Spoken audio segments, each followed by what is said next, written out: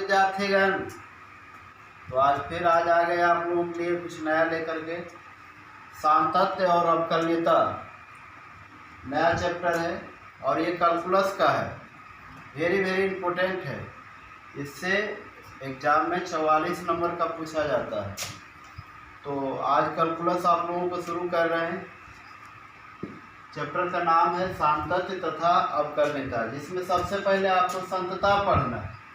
x बराबर a पर फलन संतत कहलाता है यदि limit function of x x tends to a बराबर फंक्शन ऑफ a, और यदि limit function of x x tends to a minus 0, limit function of x x tends to a plus 0 बराबर फंक्शन ऑफ a। अब कहेंगे सर ये लिमिट क्या है? Limit आप 11 क्लास में पढ़े हैं, जो कैलकुलस का पहला एक्सरसाइज था। अब ये दूसरा कैलकुलस का फर्स्ट चैप्टर लिमिट था, दूसरा चैप्टर है कंटिन्यूटी और तीसरा चैप्टर है डिफरेंशियलिटी। तो लिमिट आप 11 क्लास में पढ़ चुके हैं, फिर भी आपको यहाँ भी समझ में आएगा, स्मरण में आएगा। जो बच्चे पढ़े हैं, जो नए भी पढ़े हैं, उनको भी समझ में आएगा। ये limit function of x x tends to a बराबर फंक्शन ऑफ a, और ये LH लिमिट है, a minus 0 LH limit, left hand limit, बाएं तरफ की सीमा, और limit function of x x tends to a plus 0 दाएं तरफ का सीमा, राइट हैंड लिमिट दाएं तरफ का सीमा बराबर फंक्शन ऑफ a। तो एक कंडीशन ये, ऐसे कंडीशन में भी आप संतत कहेंगे, और अगर इस कंडीशन में आपको सिद्ध करना पड़े तो इस कंडीशन में भी संतत कहलाएगा। ठीक है, तो हम लोग क्वेश्चन से इसको समझेंगे कि कैसे संतता को चेक किया जाता है। तो देखिए एक्सरसाइज 5.1 सिद्ध कीजिए कि फलन f(x) बराबर 5x माइनस 3, x बराबर 0, x बराबर माइनस 3 और x बराबर 5 पर संतत। तो बारी बारी करेंगे, पहले x बराबर 0 पर, फिर x बराबर माइनस 3 पर और x बराबर 5 पर। और मैं बता दूं, उधर इन्वर्स ट्रिग्नोमेट्री में कोई क्वेश्चन आपको दिक्कत कर रहा है तो उसको आप पेज पे लिख के मेरे व्हाट्सएप पे भेज दीजिए, उसका सॉल्यूशन हम दे देंगे। तो यहाँ पे हम लोग ध्यान देंगे, हम लोग लिखेंगे x बराबर 0 पर संतता की जांच, x बराबर 0 पर संतता की जांच। तो लिखेंगे चूंकि फंक्शन ऑफ x बराबर 5x माइनस 3, चूँकि फलन जो फंक्शन है, जो फलन है वो यही है 5x माइनस 3। इसको सिद्ध करना है 0 पर। तो आइए यहाँ पे 0 बैठाएंगे, x के जगह पर 0, तो 5 गुना 0 माइनस 3, तो फंक्शन 0 बराबर माइनस 3। ये फंक्शन 0 का मान आया माइनस 3। अब क्या करना है? लिखना है now limit function of x x tends to 0। कहेंगे सर एक्सटेंड्स टू 0 क्यों? क्योंकि जांच हो रहा है 0 पर। तो limit function of x x tends to 0 बराबर लिमिट, और फंक्शन ऑफ x क्या है? फंक्शन ऑफ x है 5x माइनस 3 और एक्सटेंड्स टू 0।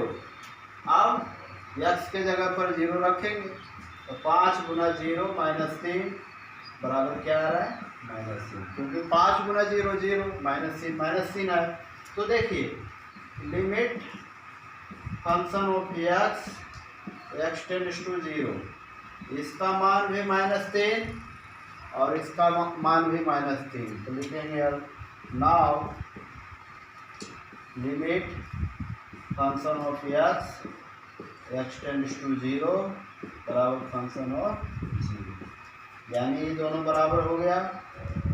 इसका मान भी माइनस 3 और इसका मान भी माइनस 3। इस कारण से हम लोग इसको और इसको दोनों को बराबर लिख सकते हैं। जब ये बराबर हो गया तो हम लोग कहेंगे कि अतः x बराबर 0 पर फलन संतत। इस दोनों के मान बराबर आने के कारण हम लोग कह रहे हैं कि x बराबर 0 पर संतत है। अगर ये बराबर नहीं आएगा तो कहेंगे कि संतत नहीं है या असंतत। देखिए यहाँ आ रहे हैं तीसरा प्रश्न। पहला में जो x बराबर 0 तो कर दिए, x बराबर माइनस 3 है, फिर x बराबर 5 है, उस पर आप वैसे ही करेंगे जैसे हम x बराबर 0 पे किए। दूसरा क्वेश्चन भी पहला के ही जैसा है, ये सब आपको बनाना है। तीसरा में कह रहा है कि संतता की जांच करें।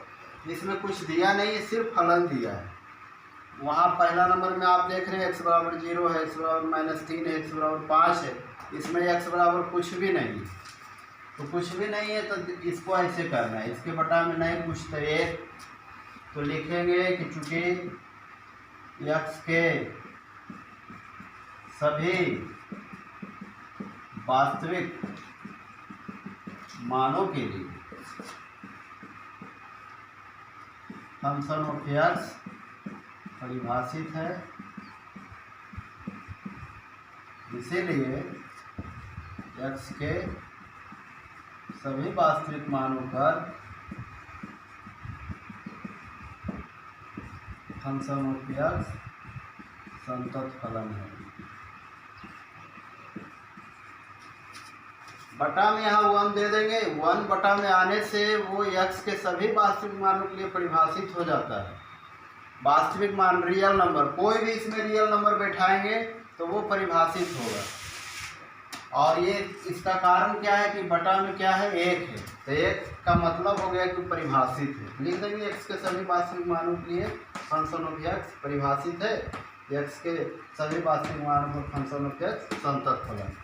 परिभाषित को ही दूसरे शब्दों में संतत बोला जाता है। अब आइए दूसरा क्वेश्चन इसका देखते हैं।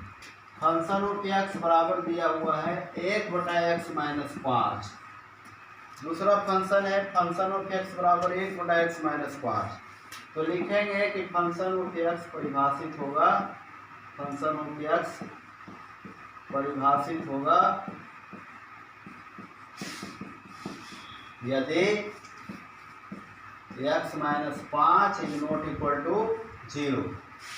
1/x - 5, यहाँ फंक्शन दूसरा है, यहाँ का फंक्शन दूसरा था, यहाँ x - 5 ऊपर था, बटा में कुछ था नहीं, बटा में हम लोग अपने से एक दिए, एक तो दे सकते हैं, पर यहाँ पे दिया हुआ है बटा में x - 5। तो जो चीज़ बटा में दिया है उसको नोट 0 लिखना पड़ेगा। क्यों? क्योंकि अगर इसको 0 लिखेंगे, आप कहेंगे सर हम नोट 0 क्यों लिखेंगे, 0 क्यों नहीं लिखेंगे।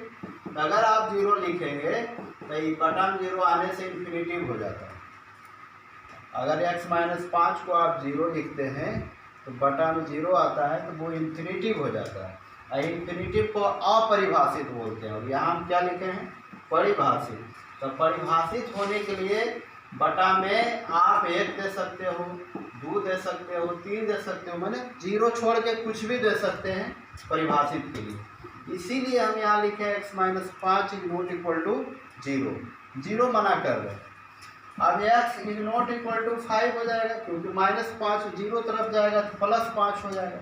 इसका मतलब हो गया कि x बराबर 5 छोड़कर बाकी सभी वास्तविक मानों के लिए भी संतत फलन।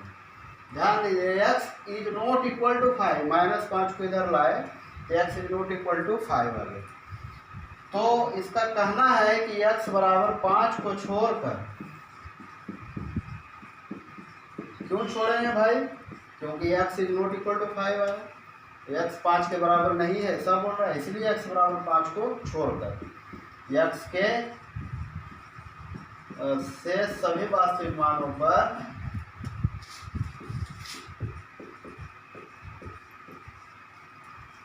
x बराबर 5 को छोड़कर से सभी वास्तविक मानों पर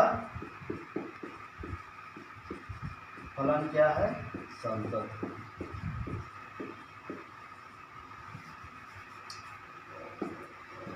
x बराबर 5 को छोड़कर से सभी वास्तविक मानों पर फलन संतत। हेलो, 3 का A B बता दिए, अब C कहेंगे सर सब क्यों बता रहे, क्योंकि सब थोड़ा डिफरेंट क्वेश्चन। जब डिफरेंट क्वेश्चन है तो हम आपको बताएंगे, समझाएंगे, और जो एक जैसा प्रश्न रहेगा उसको आपके ऊपर छोड़ देंगे, खुद आप हल कीजिए। तो यहाँ पे फंक्शन ऑफ x बराबर आ रहा है x² - 25 को आप लिख सकते हैं 5 का स्क्वायर बटा x + 5, ठीक है। और फिर फंक्शन ऑफ x बराबर हो गया a + b × a - b बटा x + 5। इसको और इसको हम लोग क्या करेंगे, काट देंगे।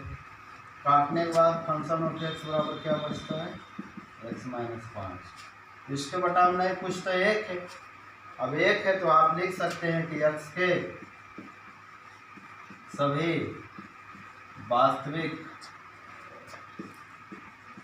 मानों के लिए फंक्शन ऑफ x संतत फलन है। जब भी बटा में एक आ गया तो आप कह सकते हैं कि x के सभी वास्तविक मानों के लिए फलन संतत है। डी नंबर में फंक्शन ऑफ x बराबर दिया है मोड x माइनस 5। इसके बटा में एक है तो आप इसमें भी लिख सकते हैं। बटा में एक है, वहाँ भी बटा में एक है, यहाँ भी बटा में एक है। बटा में एक है तो आप लिख दीजिए x के सभी वास्तविक मानों के लिए फलन संतत है। देखिए क्वेश्चन नंबर 4, इसमें एक फंक्शन दिया है फंक्शन ऑफ x बराबर x पावर n, x बराबर n पर संतत है। इसको भी हम लोग वैसे ही करेंगे, लिखेंगे क्योंकि फंक्शन ऑफ x बराबर x to the power n, तो x के स्थान पे क्या लिखना है, x के स्थान पे n लिखना है क्योंकि x बराबर n दिया है, n दे दें x के स्थान पे पर पावर n। फिर नाउ अब इसका लिमिट निकाल लेंगे। x का मान n रखने के बाद आपको जो आता है वो तो आ गया, fn बराबर आ गया n पर पावर n। अब इसके बाद फिर आप लिमिट निकालिए, limit function of x tends to n। क्यों x टेंड्स टू n? क्योंकि x बराबर n दिया है, बराबर लिमिट फंक्शन के स्थान पे x पर पावर n और x टेंड्स टू n।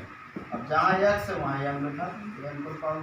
अब यहाँ भी n पर पावर n, यहाँ भी n पर पावर n, दोनों का मान n पर पावर n। fn का भी मान n पर power n, limit function of x tends to n का भी पावर n मान n पर पावर n, तो दोनों बराबर है।